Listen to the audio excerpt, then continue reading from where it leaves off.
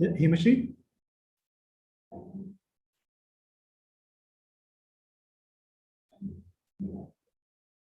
Hemashri is not in class. 2 minutes. Oh, Acha, I just wanted, someone can also make sure whoever is talking, that person gets pinned onto the. Yeah, we'll हाँ, the हाँ, spotlight thing. हाँ, ठीक है. Okay.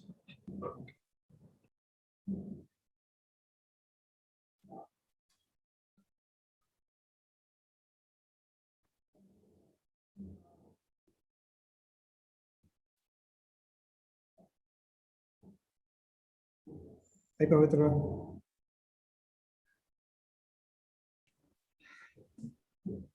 I think we'll just move you to Hello. we'll move you to the breakout room. Wait.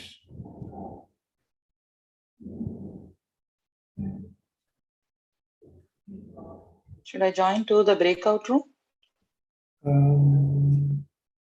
Wait, we'll assign you there. Anushka, can you move Pavitra to the? Yeah. Yeah, you can. That's it. Yeah, you can also move me to the breakout room.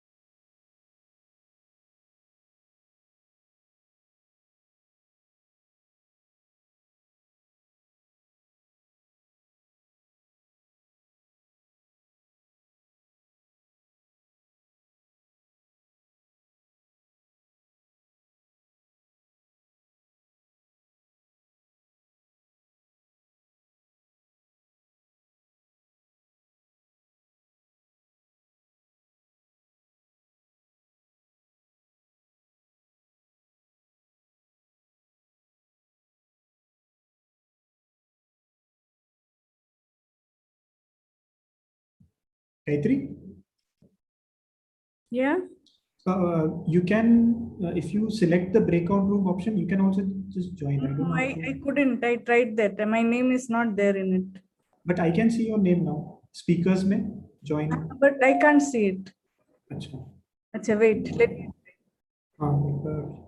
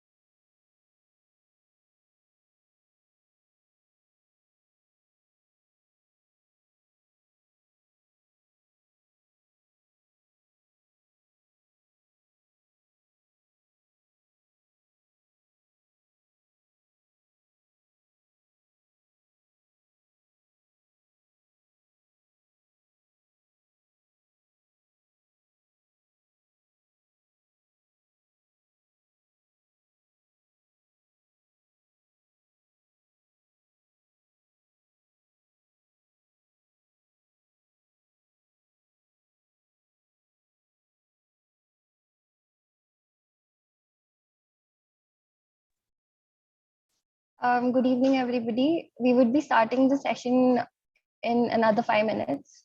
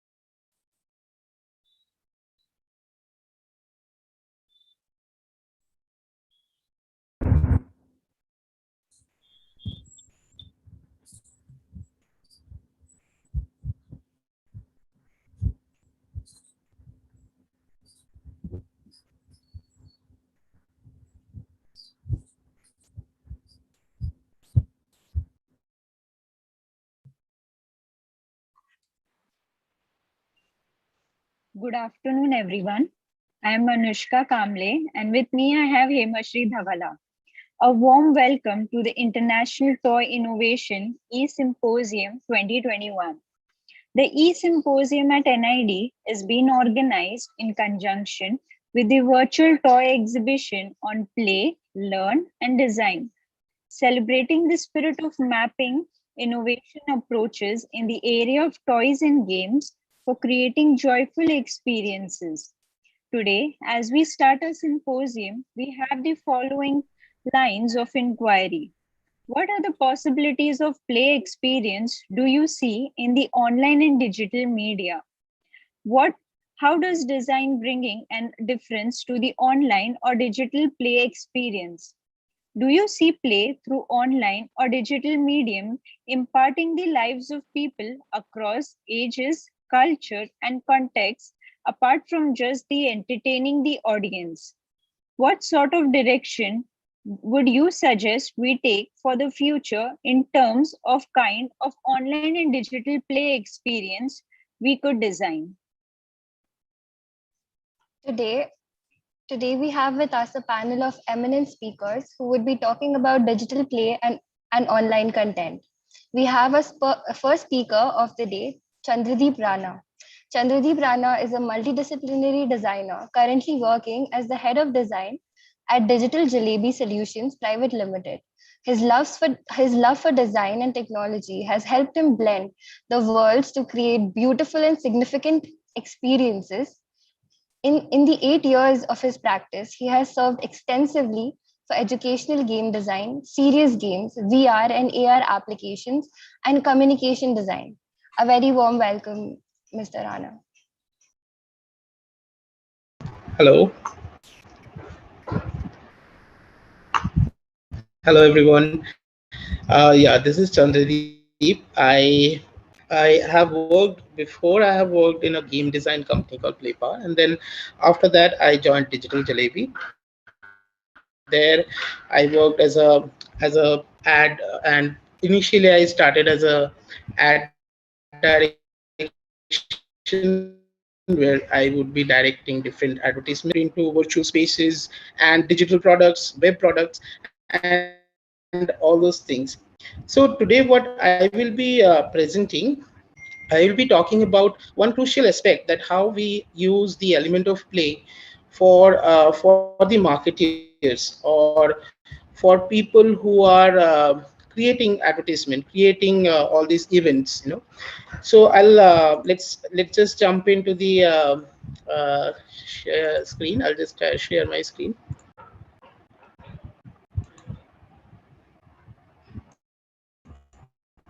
Yeah, can you see my screen there? Visible? Yes, it's visible. Thank you very much for confirming. So first I'll try and show you one of the projects that we did for Bosch. Bosch is a company that makes tools. As you all know that it's there in the we created a multiplayer VR experience for them, and you can see the video here.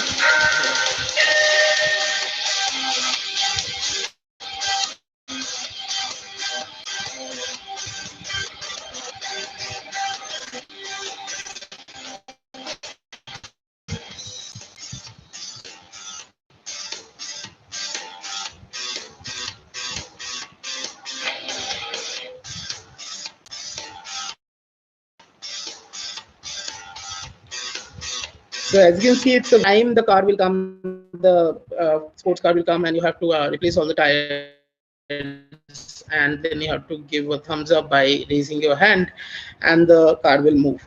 So this was one of the first thing that we did, and then we moved to many other VR games, like we did for ICC, where we proposed something like a cricket match, which is in VR. So after working for some of the VR experiences in games, we moved to something called games for events, where we did something like this. Now I want to talk about here in game designers and all, that we talk about mechanisms, that there has to be some new mechanisms, but I sometimes feel that it is not needed, because we can choose the mechanism that solves the purpose. So it is not something that you have to create or build a new mechanism. What works out is the matter that we we thought of creating something that is more playful, that is more engaging, and that also is something that is more immersive in nature. So people are more engaged to it. It is Subway Surfer. It is very similar to Subway Surfer. You can say that the mechanisms are very similar, but then it is not. It is a different game altogether because your interactions are very different. And I'll show you one thing which I was talking about. Say for recent IPL, the one that got cancelled, but it actually broadcasted initially. So yeah, as you can see here, Brett Lee playing the game. It's the same game, but the experience is completely different. And the games are very different as well because you are doing very different scoring, you're doing very different hurdles, and you're playing around with different materials and everything. And the whole package is very different. So this is one thing that I would definitely highlight in this, that yes, making games for digital physical games for events are not like something that we are creating something new, but it is like designing the experience together, which is like all together. When the player is going to run into, how are they going to behave, how much time you want so that your game is not boring, in which time you're going to introduce them. So these are the very basic details that are the things that makes the game different. It's not the overall on top of the things. So that's there. Apart from that, I would also want to show some of the web games that we did for Ultratech. So as you know, after pandemic, most of the event got cancelled. So we had to move into a completely virtual event setup. So there we work with Ultratech. We help them understand how they can do that. So Ultratech promoted this. It's like they will give it to other regions where in the stores and all they will be playing these games. And these are more like to tell people how you can create budget for creating a whole house, where you are putting some of the percentage of your money in roof work, or some of the percentage of your money for sanitary and all those things. Similarly, there's another game where we did where we have to select a perfect land for your house. So some of the land has are flood proof, some of the lands have, like there are there's no nearby hospitals. So you have all these different combinations and all, and you have to select the proper land. So these are some of the, and there are other games which you did where you have to select the right material. Like you have to select only the branded material. If you select the one that are not branded, you might get a consequence where your house might break, or your house will eventually damage over the time. So these are the different types of games that we worked on, and we kind of created for Ultratech. And there are other games also that we did. We do a lot of web games. But the point is that, yes, for me, games are something that makes people, more engaging, that makes people more fun. And I try to see it from that perspective, that how I can do things that are more funny, that are more engaging in nature. And with the with neo mediums like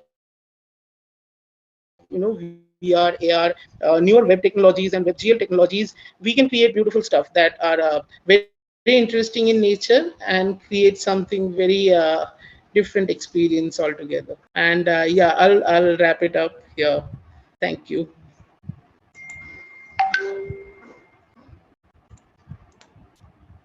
Thank you Hello. so much, Chandradeep, for that wonderful insight.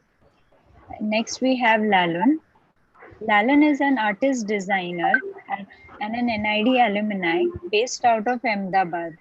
He has worked on design intervention projects in the craft sector and has developed design for toys and accessories for grassroots artisans across in India. Lalin also enjoys working with various medias, including music, theatre, drama, television series, and short film as a writer, actor, and a director. He has anchored the TV show The Art Room for ZQ for 2 seasons and has produced episodes for Sony in which he merges DIY with storytelling for children. Currently, he is also pursuing a PhD in introducing creativity and design to children through hands-on approach. Welcoming Lalin. Thank you, Anushka. First, I'm sharing my screen. Just a minute.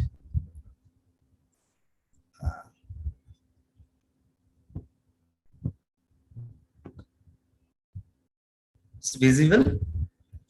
Yes. Hi friends, thank you for inviting me to this symposium.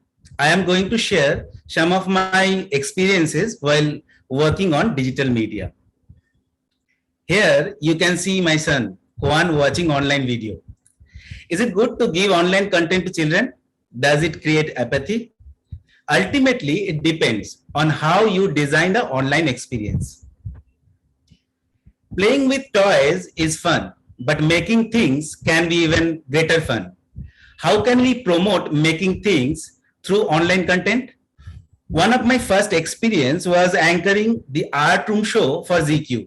It was approximately 148 episodes. Let's see a glimpse of it.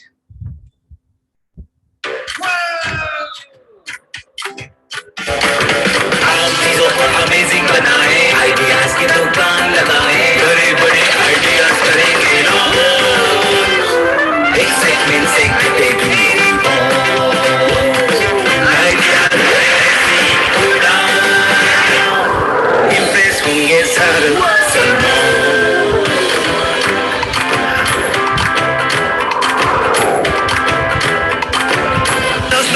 चलो बनाते हैं छोटी सी racing का cardboard roll, mount board और thick white paper, board pin, गियरबर्ड। पहले ये पेपर रोल को हम काटेंगे, कटने के बाद ऐसे फोल्ड करें। अब हम एक स्टीयरिंग बनाते हैं। अब हम इनके टायर्स बनाते हैं। ये बन गई रेसिंग कार। तो बच्चों सब चीजें तैयार, चीजों को अमेजिंग बनाए, आइडियाज की दुकान लगाए, बड़े बड़े आइडियाज करेंगे लॉन्च, एक्साइटमेंट से कटेगी लालोन और हम बनाएंगे planes, trains and so much more. In the art room 30 आ रहे हैं आपके फेवरेट लालोन। पहचाना मुझे?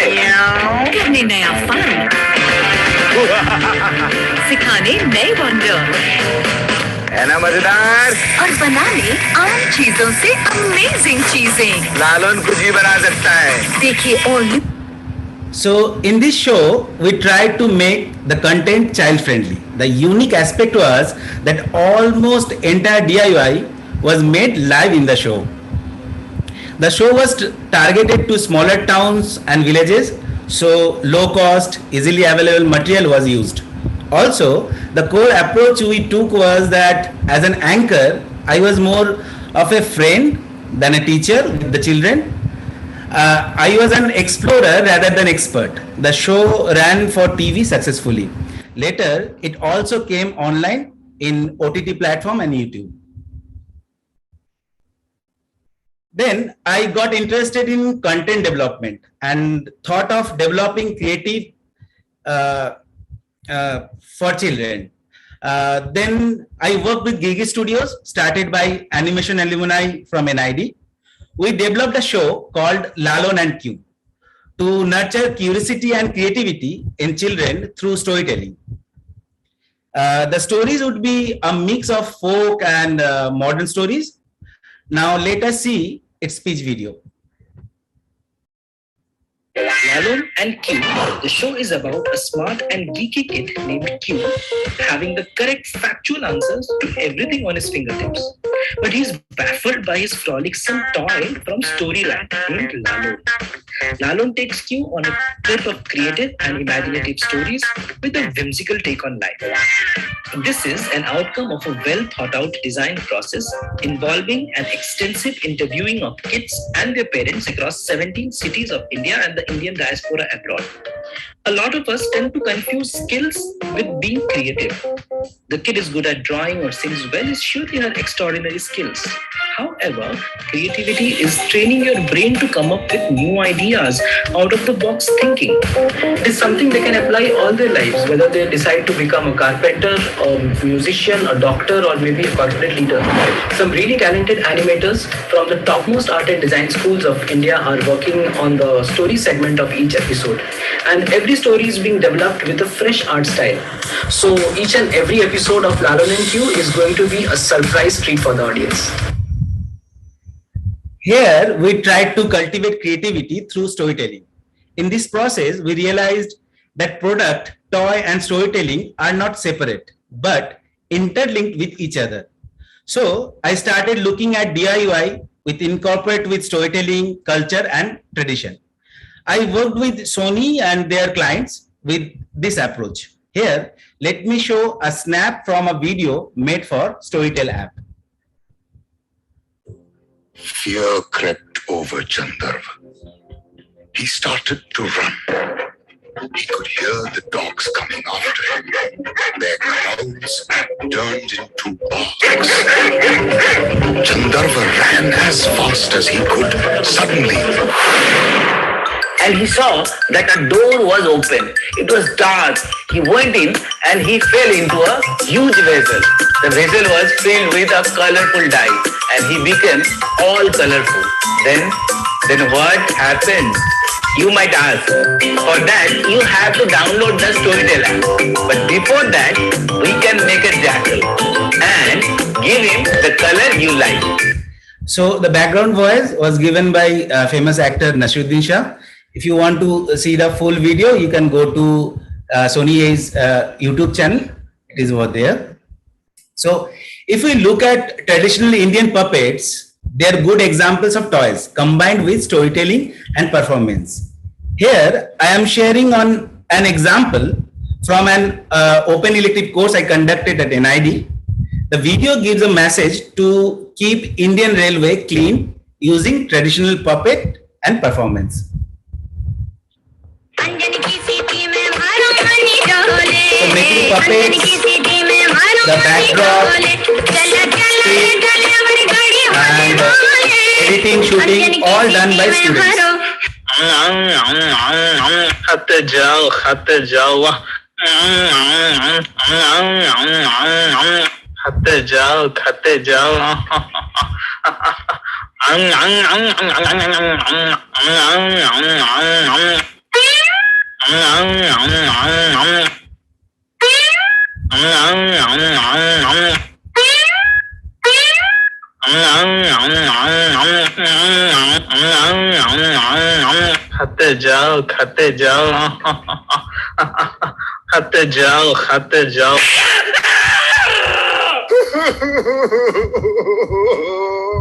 ये देश हमारा, ये रेल हमारी, इसे साफ है रखना, हम सबकी जिम्मेदारी, हाँ सबकी जिम्मेदारी, हम सबकी जिम्मेदारी, हाँ सबकी जिम्मेदारी. Some of my students from the course had uploaded the video. I found that it had received 30 million plus views without any promotion.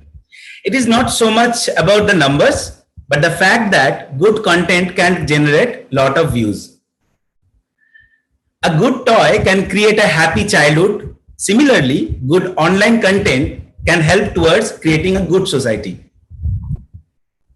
In India, we have a rich craft tradition, but we don't give much importance to it.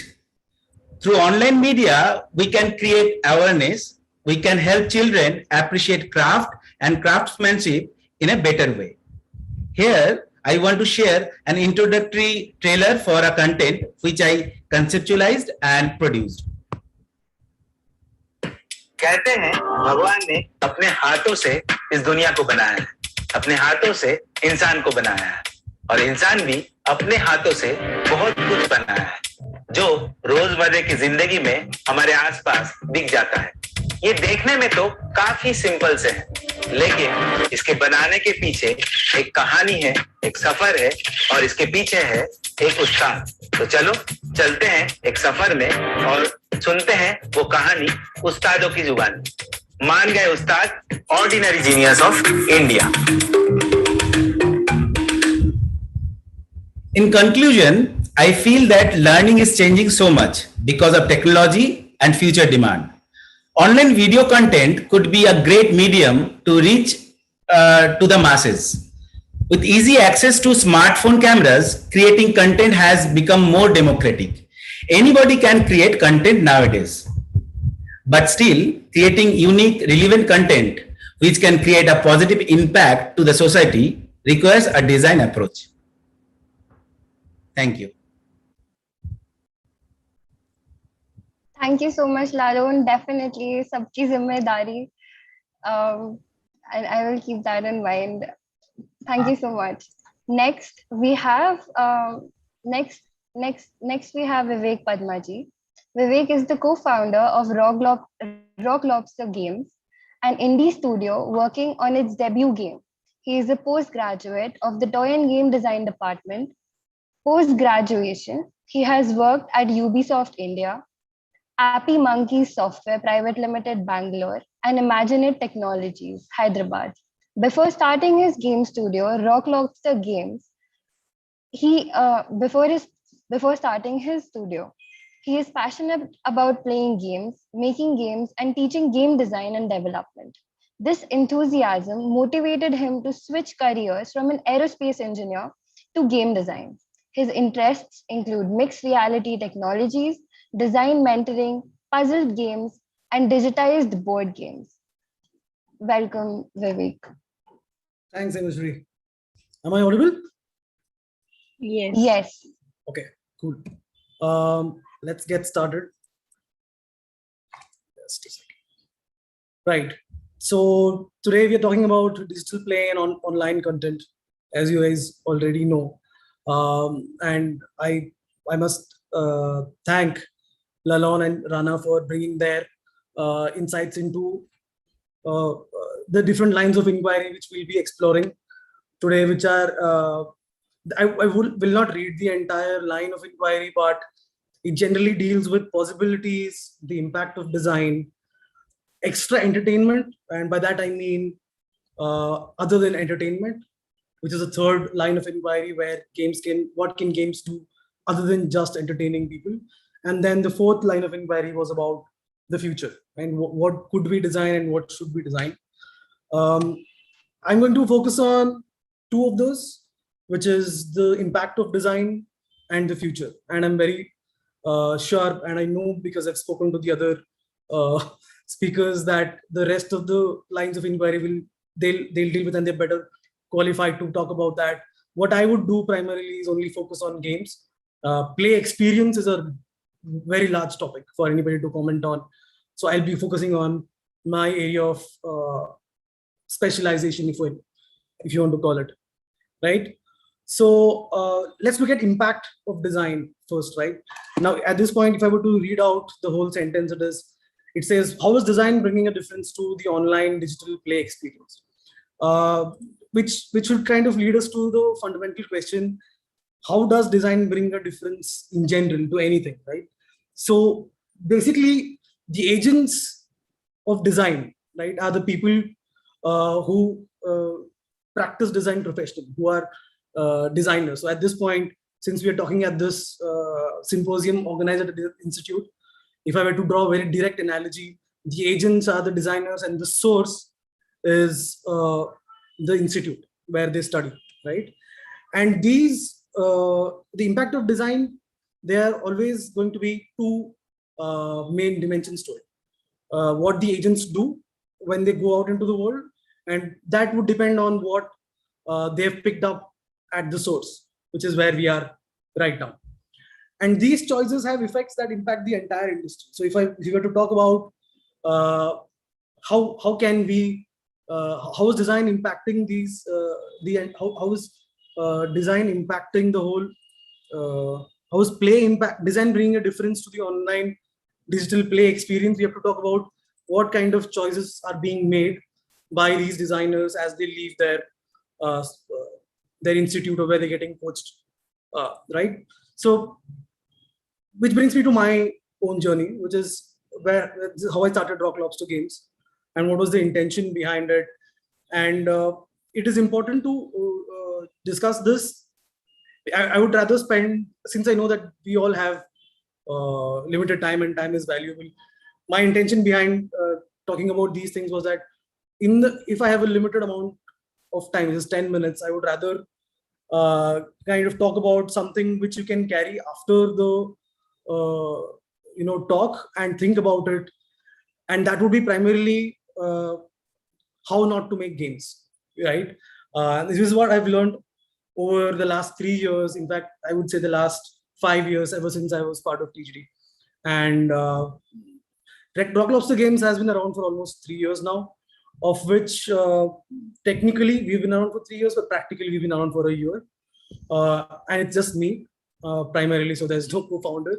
It's just me, and I work on a contract model where I get other people to work for me on a time-to-time basis, whenever I need something done.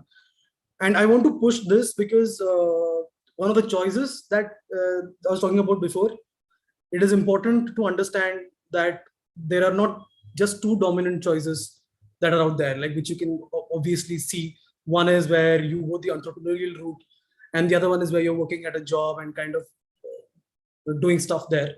I'm talking about the entrepreneurial route primarily, but what I'm hinting at or what I'm proposing is a third approach, which we have taken. So in that, one thing which becomes important is what are your motivations and what is the context in which you are making said decisions. So once I started Rock Lobster Games, what was the motivation? What was I trying to do? Or why was I making games? Or why was I making a certain type of game? So if you look at a typical question for somebody, even irrespective of what choice you've made, you might have this question, you might have this intention in your head, this thought. It says, I want to make some category of game. And mostly it would depend on this motivation and context, they go hand in hand, right? So it becomes very important to first question your motivation, and you might trace it back to some element in the context. So let me walk through that. So let's say somebody, when you graduate and you're thinking of, okay, I want to make hyper casual games. Why do you want to make hyper casual games, right? There should be a very specific reasoning, at least, which makes sense to you. If it is not something which you've deliberately thought about or questioned, it makes a lot of sense to spend time on that rather than jumping in directly and start making whatever first thing comes into your head. And I say this from experience because that is how our evolution or my evolution in this game design journey has been. So let's say you think immediately that I want to make a popular hyper casual games. One of the things which you might be thinking about, the context which is directing that, is maybe I'll make a lot of money, right? Or maybe you're thinking it'll be very popular and I can get accolades or whatever in that direction, right? Which leads to which is a motivation coming from the wrong context. So I was in TGD in 2015, and this game, which is Flappy Bird, came out in 2014 and it was a huge sensation. And the reason it was picked up everywhere and it was earning $50,000 a day and whatnot, the numbers were very impressive. But what happened there was people started asking the question which was being asked by somebody who's studying game design, who wants to be a game design practitioner and therefore impact the industry in the future, started asking the question, how do I make a viral game?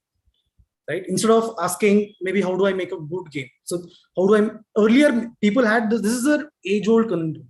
A popular product and a good product, right? All good products do not become popular, right? That is a fact that we have to live with. This goes with movies as well. If somebody is aware of the whole South Indian movie scene, in fact, there is a very commonly accepted term for these kinds of movies. There is a mass movie and there is a class movie. So that has been part of our the creators' vocabulary for a long time, right? Whom do you target? Then this thing kind of derailed the whole, and it put the popularity thing on steroids. And parallelly, considering there were other things which were coming up, like Instagram, Twitter, and whatnot, right? So, and I get asked whenever I interact with students or at design workshops, this is a very common question, like, how do I make a viral game? Or do you have any tips to make a viral game, right? And the answer is that you can't make a viral game. It's similar to how you can't make a viral video, or similar to how you can't make a viral popular song, right? What you can do is make a good game, and that becomes important. And the choices that designers make, their own metrics of what makes a good game, is what we should be talking about, I feel, in this platform. And therefore, I'm trying to kind of focus on it. So let's look at the next thing, right? So let's say my motivations are now clear that, okay, I want to make a good game. Now we go to the context, right? How do I deal with the world? So here there are two different dimensions to it. So one thing is people immediately say, "Arey, the entrepreneur's journey is very risky. There's a lot of financial problems which go along with it, and how do you manage that? So might as well do something and put something out there which is immediately successful financially or commercially. That is a problem only because we do not identify a third alternate. It is not all in or all out, right? So for me, I've been working on a plethora of things for the past 3 years other than just games. The metric which I've been using to kind of get an understanding of do the game ideas that I'm coming up with, do they make sense, is that I focus on my peers, the feedback of my peers, more than what a general user might think. At the beginning of your design journey as a designer, you should be focusing on what your peers think more than what the users think. If it's not popular game, it's not a popular game. Talk to a fellow game designer, pitch your game to him and ask him to critique it, him or her to critique it, right? And you will reach a phase eventually when you're successful, you established yourself as a very good game designer. You can then start focusing on users and talk about number of downloads. If a fresh game designer just out of his course start saying about making a game and his metric is how many downloads I'm going to get, that is going to be a disastrous path to take, because the only two outcomes are, okay, you make a game, it has a lot of downloads, right? You've learned nothing new because it is probably by chance, right? Maybe if it fails, you've also given up now, right? Because your metric was, I wanted so many downloads, it has not happened, so I'll abandon this journey. So talking to peers or getting feedback from peers should be more important in the beginning of your design journey than talking to users. And not to sound insensitive or whatever, most people out there do not understand good game design, right? They only understand what they have. And they have not spent a lot of their time, 2 years of their time, studying game design. You've done that, and you know other people who've done that, and you should be ideally speaking to them and to get a very unbiased picture of where you stand. With that, we can go back to the second line of inquiry, where what should and what could we design, right? What sort of directions would you suggest we take for the future in terms of online digital play experiences, or the experience we could design or we should design, right? For that, I would say it is important going through whatever we have gone through so far. It becomes important that we understand where choices come from, because our choices now impact the future. And those choices do not come from skills, rather they come from motivations. So somebody who's good at coding is not going to make a choice to make games. Somebody who's motivated and loves games would make a choice to make good games, right? And I've seen this time and again. Even in my own batch, there were people who were computer science engineers who were very good at coding, who chose not to do games. I'm a mechanical engineer, an aerospace engineer. I have not done any form of coding before, but I knew that I love games. I picked up the skills that were required after I made the choice, which came from a motivation to make good games, and that came from consuming good games. And you are what you consume, so that is your personality. So at a stage, at this stage where we are in an educational institute, and we're talking about what things we can do, what could we design as, we could influence. Skills, of course, are important, and skills would come down the line. What we should be influencing is personality more than anything. And how do we do that, right? So games as a medium is very, very young, but compared to something like movies, they have been there for a long time, and their terminologies, their understanding of the process is very, very refined. A lot of thought has gone into that industry. And basically, if you look at somebody like Tarantino, how he speaks about how he tells a story is he keeps it personal, right? He tells his own story. Kill Bill was his own personal story presented in a different way. So basically, authenticity is where how we should be designing things. Like, your decision should be about what is my story and how do I want to tell it.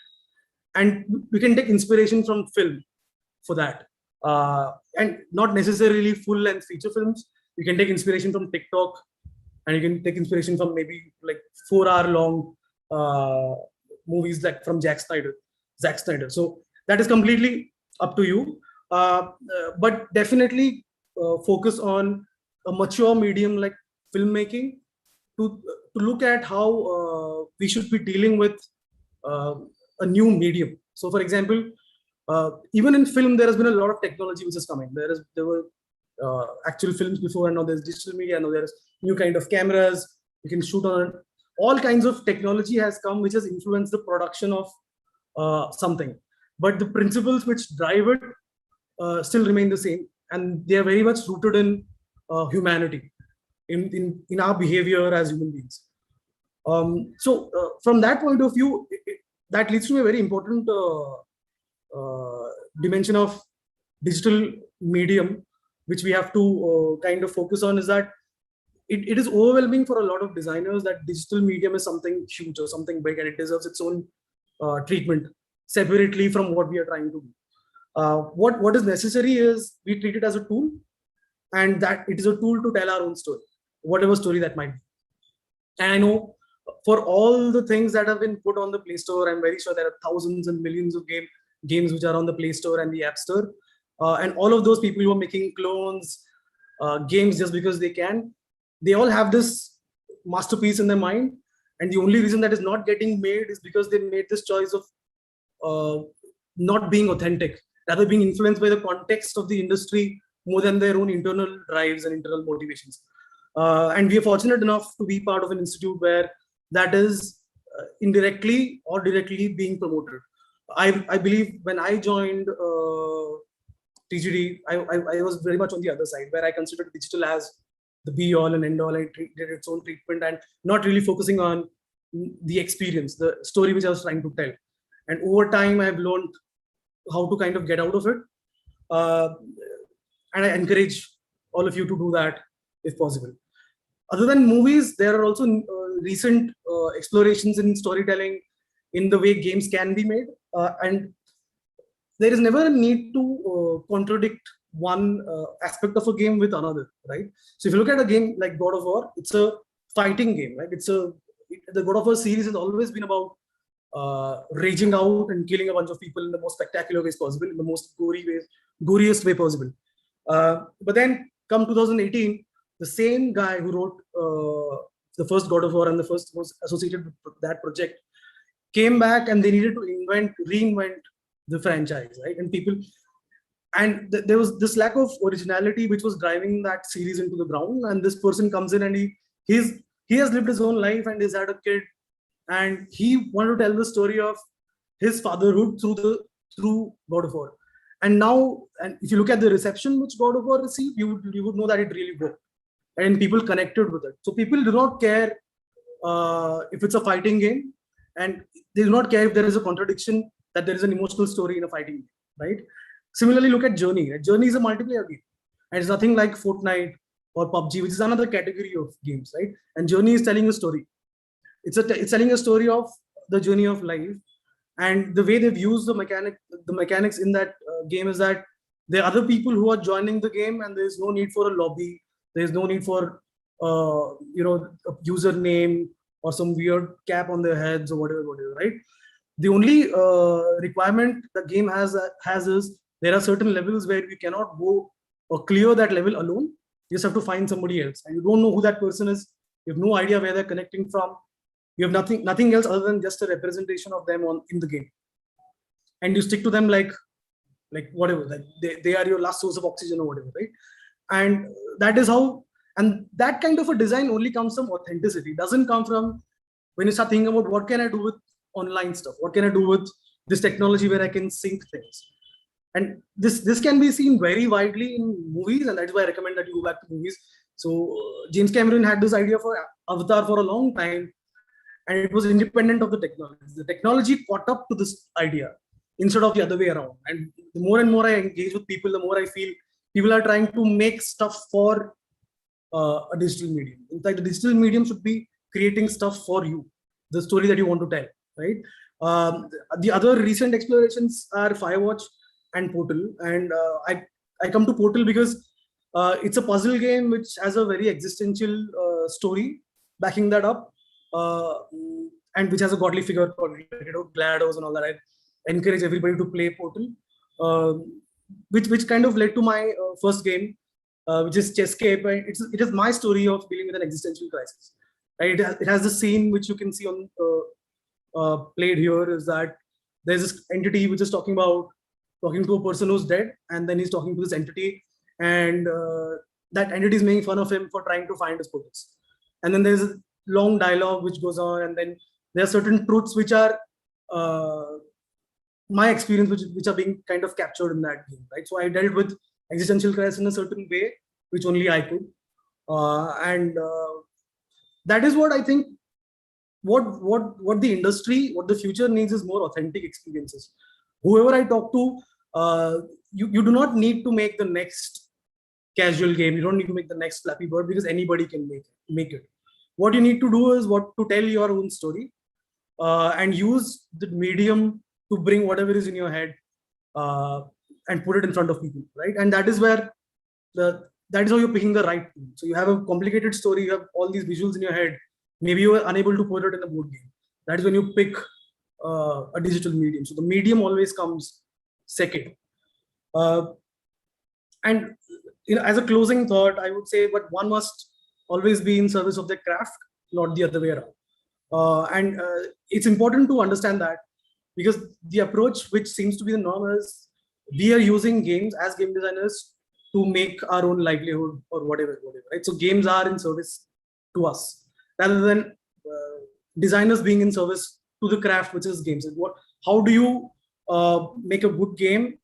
By keeping everything else aside. And one of the things which I have to kind of emphasize on is that we have to separate this mixing of passion and living, right? Your livelihood, the mundane aspect of it, and the mystical aspect of it. So your passion towards game is a very mystical thing, and your mundane requirement to have a living is kind of bringing it down. And the approach you take to kind of address that is you separate them. So I work as a UX consultant. I create VR experiences for companies, and I even work in real estate, right? So I do all of this so that I can make my games at my own pace and tell my own authentic story, right? And it might sound crazy, right? It might sound very counterintuitive, because when I decided I have to make my own games, I had a lot of choices. Like, not to discount the importance of any of these choices, but you could have made educational games, I could have made serious games, I could have made any type of game whose motivation is more anchored in the context of the industry rather than what I want to tell, right? So geniuses are always banned as crazy, but if you're a genius or not is actually not your call, right? Somebody else is going to decide it, but the craziness is definitely your call. You can choose to be crazy, and I encourage people to be as crazy as they can be, because the world needs more authentic experiences. Thank you so much. Thank you so much, Vivek. That was really frank and effective. Next, we have Pavitra Sridhar. Pavitra Sridhar is an astute visualizer who loves to interpret ideas and thoughts in meaningful ways. She is the head of play experience at Big Fat Phoenix Interactive. A Big Fat Phoenix Interactive, they believe that the play and learning are not mutually interactive, but believe that play and exclusive. They build first-party fun video games to help kids grow into mature, confident, and compassionate adults. Since childhood, as a game lover, her career in games began when she finished her master's in games and in game design from National Institute of Design and started with Durva Interactive. With over 8 years of industry experience in making games, she has worked with Durva Interactive's Baiju's Big Fat Phoenix Interactive and delivered hit products such as Heidi Alpine Adventures, Sarah's Cooking Games, Cooking Class, Disney's Baiju's Early Learn, and many more. Welcoming Pavitra. Hey, thank you so much, Anushka. Thank you. Hello, everyone, and thank you so much, Rana, Vivek, and Lalon. That was really inspiring and thought what you guys had shared. So directly moving on to what I am here to share as like my perspective, I'll start sharing my screen.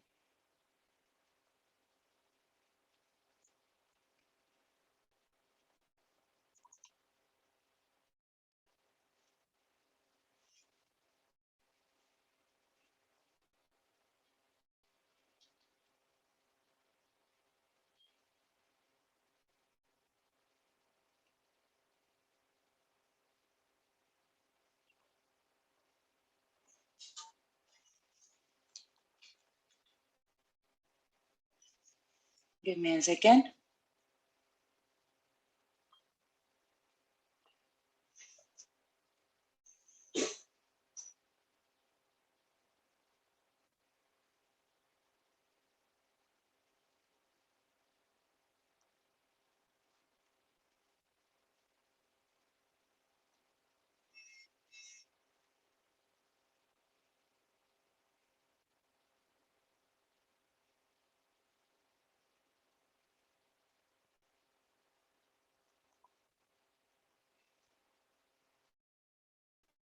Excuse me. I'm just facing some technical difficulty. Give me a minute.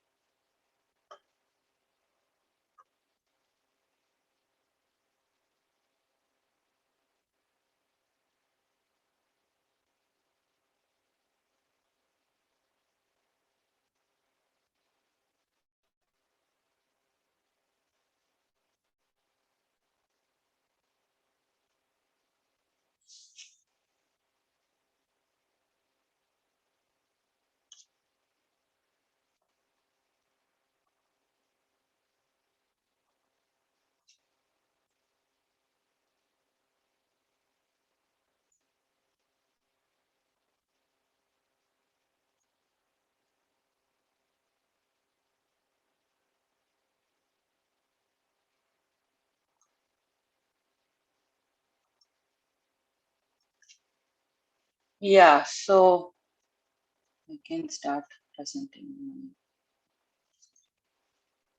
I hope you guys can see what the screen, right? Yes. Yes. Yeah.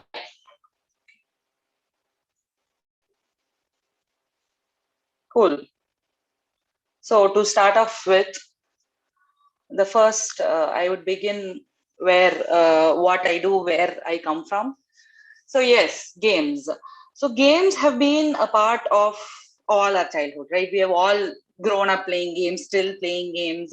There are a bunch of games, and there is this constant thing of like games being perceived as like your entertainment. You want to take a break, you play games. I don't want to study, I play games. Or I just want to have some fun and I play games. Right. So that is the general perspective, what has been told to us or what we have seen over time, that games have been conceived or like perceived as something which is pure entertainment. You just play. What skill or like what do you gain from playing games? So I differ from that thought a little bit. So moving from that, all these games which you've played so far, how many of us knew that these games had this inherent capacity to teach us something?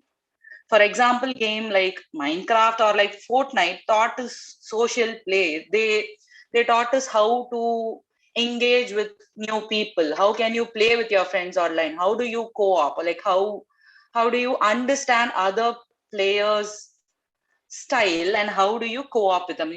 You learn cooperation, you learn social play from these games like Minecraft, Destiny, Fortnite, right? So the next set what we have is games like Farmville, Sims, Age of Empires. I think people have played since their childhood. So these games they teach us city management. Though we never realized that these games taught us all this, they kind of teach us city management. You maintain a farm, you grow an empire, you maintain an empire, you talk to people, right? So there are games like Tamagotchi, Talking Tom, and Talking Tom has always been perceived as like a kid's character, right? Kids and play. But these characters, they build in a strong feel of empathy in us. Okay, so we feel sorry for Talking, like Tom when he is sad. We feel responsible for Pokemon when he is in a trouble. So we start developing those emotions for an unknown character whom we have never met in real life, right? So all these inherent capacities in us are being developed.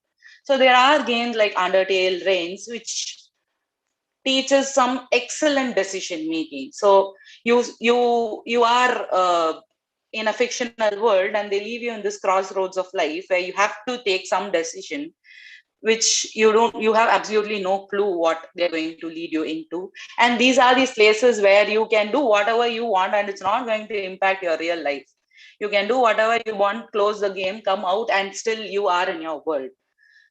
There are games like Game Develop Tycoon and Overcooked, which teach you management, time management, hospital management, which makes you think that I am the owner of this place and I can do whatever I want. So moving from that pure category of games, the next section, what I would like to talk about is EdTech. So now that this is a hot and burning topic, that EdTech is a booming thing here, and there are a lot of companies exploring with education to technology, right? So we have Byju's, which Disney Byju's Early Learn, which I was a part of, the app which we developed. There are games like DuckDuckMo, Sesame Street. These are digital media which try to teach the kids curriculum, right? So they help you learn, they help you become good at English, they help you become good at math. They support curriculum through digital media. So from here, as a next step of like all these games you have seen, though the game was carefully designed to teach you something or not, we inherently learn something from these games. So from there, that's what Big Fat Phoenix, or what we do here, is different, because we consciously make a choice to teach kids what we think are like strong skills which is missing, right? So at Big Fat Phoenix Interactive, we try to make games that are full of fun, delightfulness for kids, but at the same time they are very much grounded in research. They teach you life skills, they teach you accessibility, they teach you inclusiveness, but they don't teach you, they make you feel it. So that's what we do through this game called Fairsight Project, where we try to make kids understand the weight of decision making, responsibility, empathy, kindness, because there are a lot of things which schools don't teach us, right? And that's why we use this common term that I gain experience going to work. So, but what experience you gain is these life skills, which we give the kids a chance to learn early on in their life, where they don't have to gain an experience actually going to a place, but they can do it in our game. It's a safe space. So from here, what we thought was we'll not do just video games, but something more than that. You play a game, you have fun, but does it make you think? So, and that's what we do. I have a video to share with you about the game, what we have built.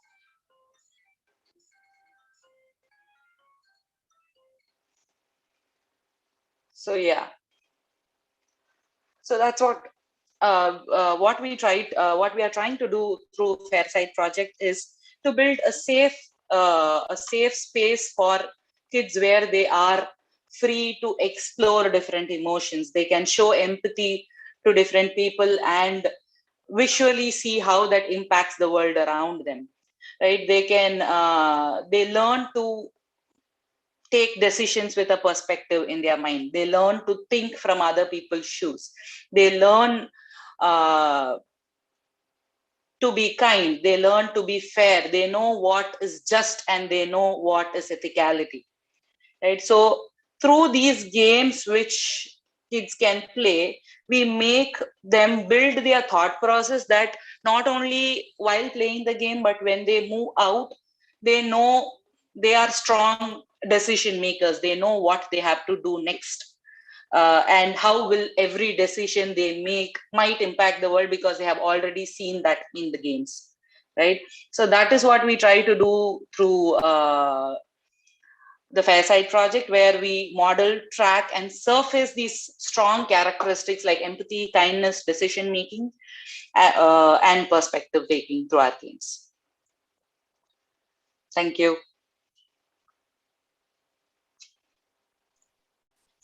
Thank you so much, Pavitra, for making us realize more about empathy and how we should incorporate it in games. So we have another speaker on. We have another speaker on the list of speakers today, Eva Peterson, but she could not make it for some reason. So right now, the stage is open for questions. So if the viewers have any questions, we can always ask our speakers. If not, then I have a few set of questions. So technology is being used today, used widely for creating playful engagements in the form of games and interactive experiences. But considering the concerns of screen time, addiction, and lack of physical play, with respect to some products, what should we keep in mind when we are working with these mediums or for certain domains? I can actually take that question if it's all right. Definitely. So basically, you have to understand, as somebody who's going to produce content or create games, are you kind of becoming part of the problem, right? So let's say you choose to make a certain format of game which needs, and you've kind of accepted that attention span is an issue, right? That because there are these hyper fast dopamine shots that people get, you've accepted that that is an existing problem, and you go on to make a hyper casual game. So you are kind of becoming part of the problem. So the first thing which you should do is that you create an experience which people would willfully want to engage for a longer amount of time, right? That way you are giving an alternative to that instead of becoming a part of the problem. I think is a good approach to start. Yeah. Adding to what Vivek is saying, one thing that I've realized and observed in games is the accumulation of what you have collected, and that gives you time. Say for instance, to go away to look into it again, you see Farmville. You are kicked out of the game literally, and given a time that you have to wait for a certain time to come back and redeem your choices.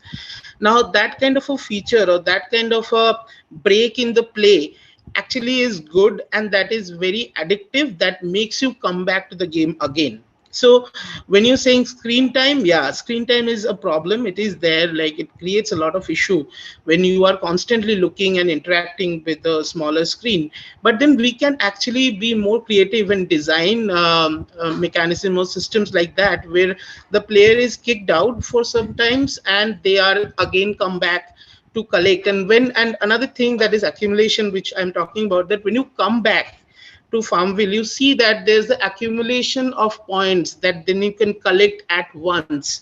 So when you click there, you have like a lot of points flying at once. Ding, ding, ding, ding, ding. That gives you a lot of motivation to come back again. So yeah, it's a matter of design, how you're implementing certain things so that you can actually balance the screen time and the play time together. Yeah.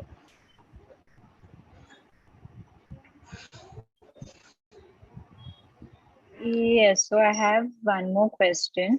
Where do you see more scope when thinking of augmented reality versus virtual reality? Scope in terms of, I think Rana would be better equipped to answer this question, but I think you also need to be a bit more specific about scope, right? Scope in terms of what you want to create, or scope in terms of probability of success. The probability of success of what would, like, if the trends predict, or if what the future holds, and where do you see more light? My 2 cents on that is from the kind of experiences that I've been building and working with studios which are active in that scene. VR has this problem of usability because of the weight of the equipment. The ergonomics are still not there for a long-term engagement, long duration of engagement. But AR is picking up really nicely. I think Shekhar has a question. Yes. Okay, this is actually to Pavitra.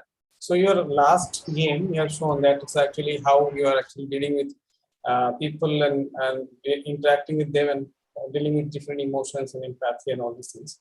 But then if in real life, there is a very chance of very haphazardness or very unpredictability when they are talking with people who are in different kind. But how you actually manage that in your scenario or situations in the game you made? That is the question. Yeah, so basically the game what we are building, we are trying to address all possible scenarios. This has like different episodes which deal with different scenarios. For example, I can say that there is an episode called Pandemic Panic. Okay, so where the kids are being questioned, like let's say they are the key decision maker in that city, and they are thrown a few questions which conflict between morale and fun, for example, right? Or morale or money. For example, there is this one the decision which asks the players, hey, the toilet papers are selling like hot cakes. Do you think we have to tax the toilet paper so that we can make more money? Or no, we are in a pandemic. Let's be more sensitive and not tax the toilet papers or like give it for free, right? So these kind of decisions which they make has an impact on the characters in the city. There is a lineup of characters in the city, and different characters have their own characteristic. There, for example, there is a Matt Numberson who is a money guy, and whatever earns money he's happy with. He has like zero morale. Or there is another character called Janaki who will be excited if you throw cash at scientific experiments, but she'll not be up for anything related to ethicality, for example, right? So when the kids, they make those choices, they also build these relationship with these characters. And technically that's what we do in real life, right? We see a lot of people, we build relationship to them, and our perspective about every person is different. Like how we see every person is different, and that's how they see the characters in the world. So when you think about Matt Numberson, you know that Matt Numberson will think like that, but that's okay. That's my choice I make. And you make a conscious decision, and that's what we are trying to teach through the game.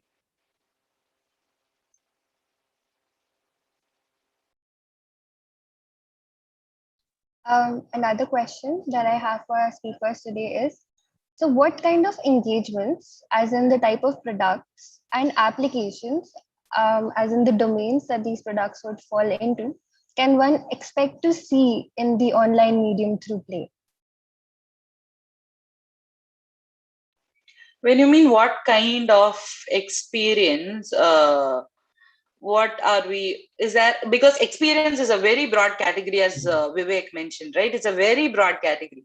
So when everything is an experience, the Zoom call is an experience, like hosting an e-symposium is an experience. So when we say experience, what do we mean in specific there?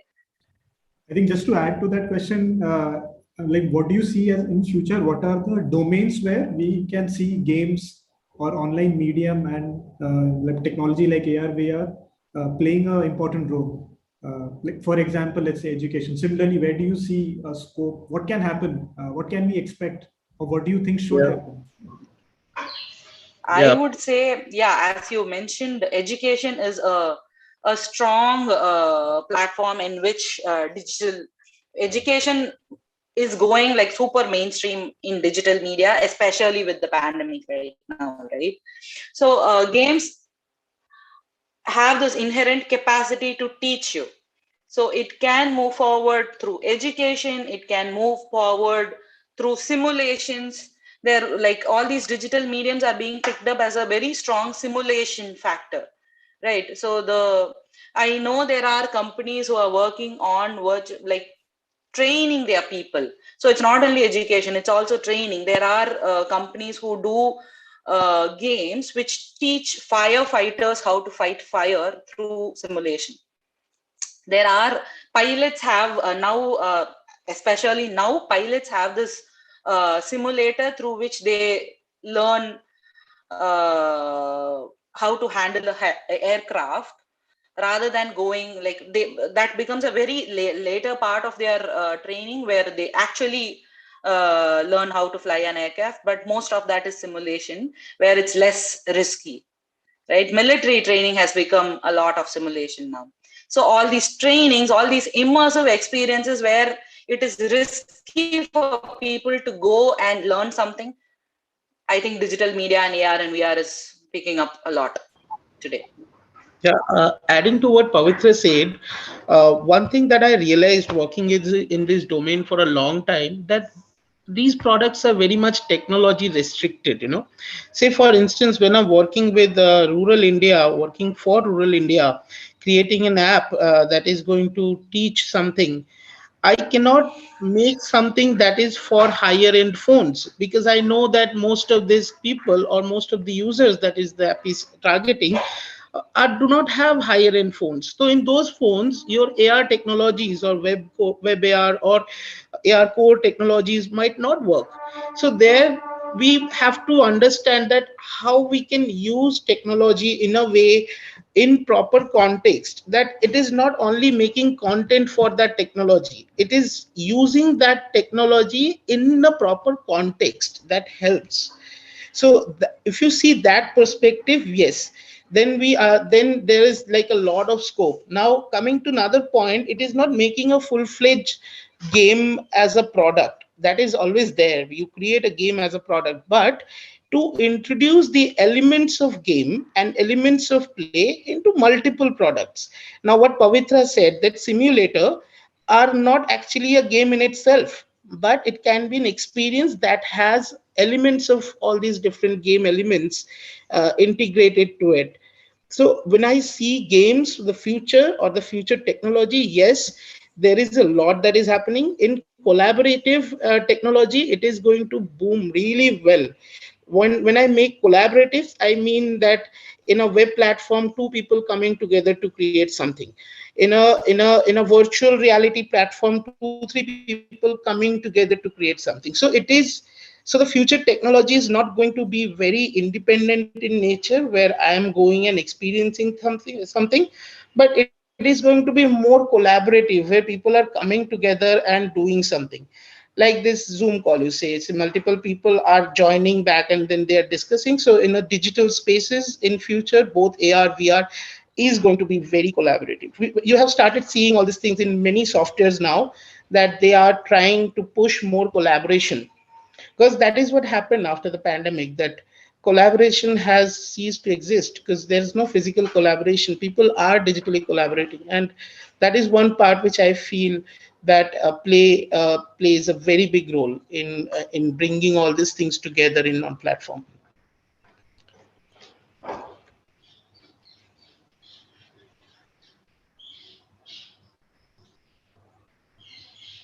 Yeah, I think if there aren't more questions, I just want to add that I think that was a very interesting, like a range of work that we also got to see, and also the kind of applications that we can currently that is happening, and this also sort of triggers what sort of things can be done. I think there was one. It was a question that was posted to me, like for again someone from an education domain, that what sort of domains can educationists go towards when they want to deal with gaming for children. So I think the maybe another way to reframe it would be like, let's say someone in school wants to adopt this technology. What would you suggest they should plan or do? Like, is there some set of existing products that they should look for? Yeah, well, I think this could be the last question before we.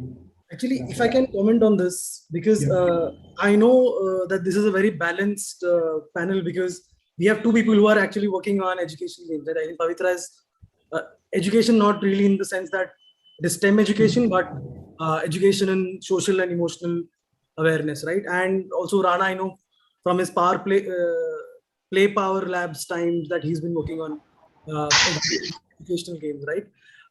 So for me, one of the basic conundrums which I have with educational games is that, or for any domain for that matter, right, is that we identify these fundamental things which define a certain experience. So learning is an experience where you have to go through a bunch of things, and you have to so there's a metric at the end which you have to kind of fulfill. So let's say I've played a game about mathematics, let's say, for example, right? And by the end, there's this goal of you should know something about mathematics.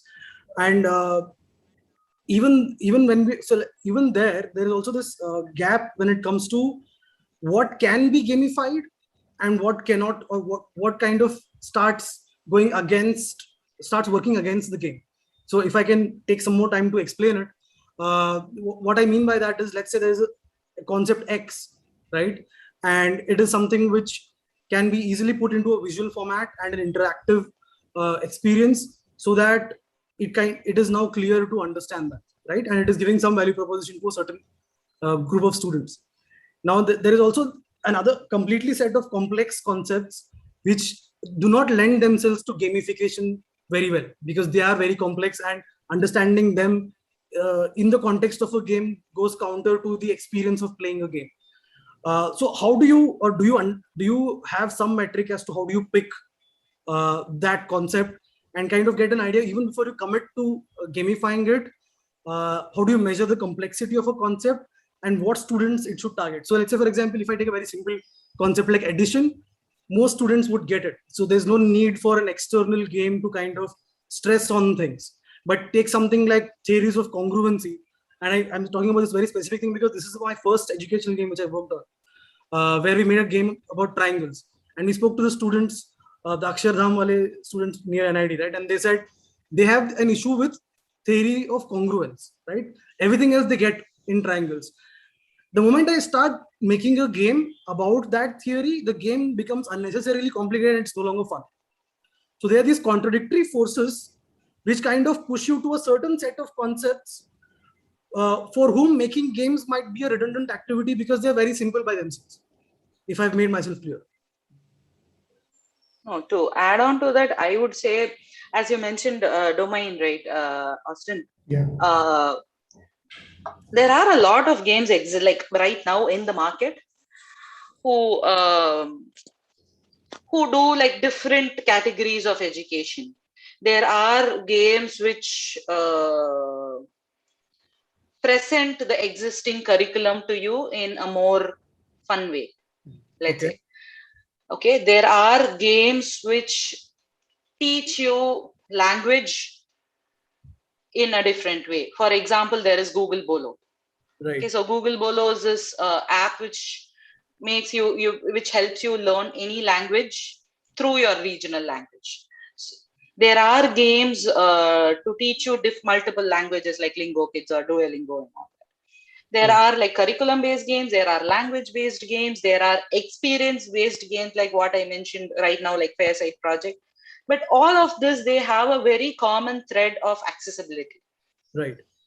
Right, not all these games, one like Rana mentioned, they don't have the technical accessibility is difficult.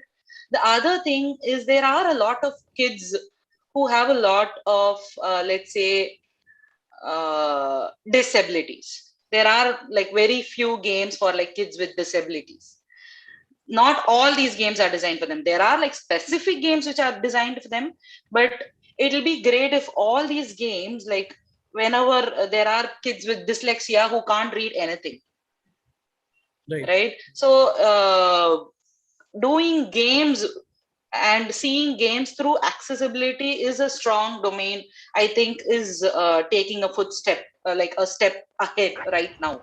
Now there are a lot of people who see games from an accessibility perspective. Is it accessible to a colorblind person? Right? Very Not true, only very educational games, but there are like general like games which you play for fun, pure entertainment, but that also are being carefully designed to include that step of accessibility so that everyone can access it. I think that's a strong domain which is getting more focus right now. Also, if you see the real scenario of life, game is not only solution for everything. So there are also hybrid collaborative kind of model is very important, because things are there which can be solved by game. Things are there which can be solved by physical game or physical activities, and then other things also altogether. So game is one aspect of it. Yes. Correct, Shikhar. So that is where the second part of the problem comes in, right? Yeah. So maybe we should be rethinking the language of it, because what happens then is, if I'm calling those educational games, and the category which they fall into is more of an aid to understanding, right? So that way we have a very specific metric to measure its effectiveness. So, and there is also this meta element to it, right? So when it comes to games in general, there is this activity of, there is this conscious choice to play a game. When it is in a different context, like say education, now you're playing the game not for just playing the game, but to learn something. So the metrics then should be very different to measure its effectiveness. And adding to Vivek, this actually had happened with us when I was in Play Power, that we were testing these educational games that we were making, and we found out that when kids, they get to know that these are educational games, they are not interested playing that, even if the games are very interesting. And we actually and that was very funny to understand that this is so. Even if it is very interesting, if they know that this is education, they're like, oh, I'm not interested. And this was happening more of the American kids, because we were testing our app in the US. I'm not talking about the Indian kids. Maybe here the education system is such that we are more inclined, but there it is more of like, if I don't want, I don't want. So things like that. And there we created a mechanism where we were thinking that, okay, we are going to give you 5 minutes of play, and with that 5 minutes of play, you're going to earn some cash. No, I'm sorry. We're going to give you 5 minutes of educational content. And after solving 5 minutes of educational content, you're going to earn some cash, which you can then encash or spend for downloading games and downloading, gamified contents. So there you are clearly separating these two, but then you're keeping the motivation active that I have to, do the education, but you are physically keeping a separation to the child that, see, this is, you need to do this and you need to do that as well. I'm not mixing this two and making it more complex to you that this is game, this is education. So that kind of an issue that also we actually had faced, and we solved it like that. Yeah, the solution was good. Parents liked it. Kids, they were like, okay, this is, I'm only interested in the fun part and not the education. So we had to have some parental guidance also, so that the parents can actually guide the kids to onboard the apps. And then once they have that motivation, then they are hooked to it. But initially, yeah, parental guidance was needed for us to understand that. But yeah, this is some the problem that I faced actually when Vivek was saying. Actually, it reminded me, so I just thought I was telling it.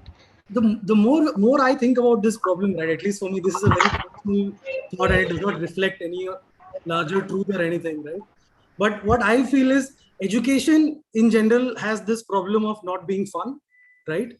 And I feel play has this problem of not being taken seriously, right? And they're in this weird marriage where nobody's getting benefited, is what I feel, right? Because now play is trying to find value by associating with education. Education is trying to find value, find fun by associating with play.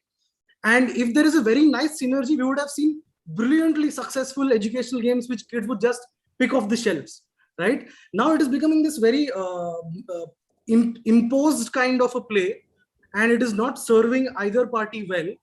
But it might serve both the parties well, if we kind of rephrase it as a visual aid more than a game, right? So we are teaching you a certain concept and we have this visual aid.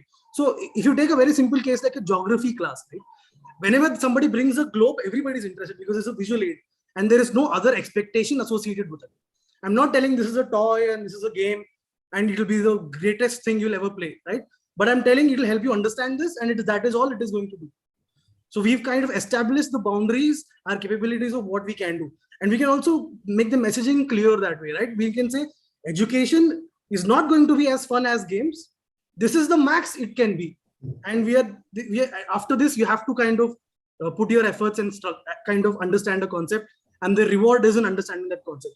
The second, do I have time or should we? Yeah, I was just, I didn't want to butt in, but because the conversation was going on a track. So because we will have to wrap up things, I would request everyone, whoever has questions, you can always find our speakers on our website, on the Toy Symposium website, and you can check out their links and always get in touch with them. So before we end the session, I just want to thank all the speakers, and I would like to thank everyone here for participating and joining. So I'm really sorry to butt in, but yeah, that's all right. Like ye chalta rahega. But I would request everyone to please get in touch with the speakers and share your thoughts with them. Okay, so thank you everyone. Thank you, Mr. Anushka. Thank you to the entire team for planning today's session. Yep. Okay, so thank you so much, Austin. Yes. All right, bye-bye. Thank you very much. Thank you. Thank Bye. you.